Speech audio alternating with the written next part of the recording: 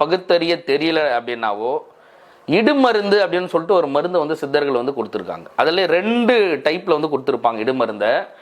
ஒன்று உடலை கெடுக்கக்கூடிய மருந்து, அது வந்து நிகழ்கால சித்தர்கள் கொடுத்தது.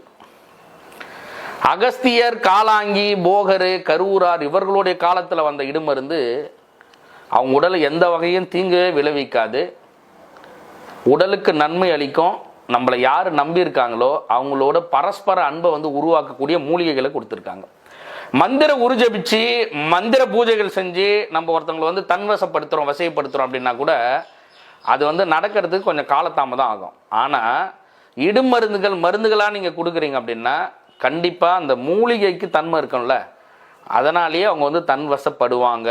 ஆனால் ஒரு சிலருடைய உடல் வாகுக்கு ஏற்ற மாதிரி 1 மாதமோ 1.5 மாதமோ 2 மாதமோ நாள் ஆகும் தன்வசம் ஆகிறதுக்கு. அது வரைய நீங்கள் வந்து பொறுத்துட்டு இடுமருந்துகள் கொடுக்குறீங்க அப்படின்னா எப்போதும் பரஸ்பர அன்போடு வந்து வாழ முடியும்.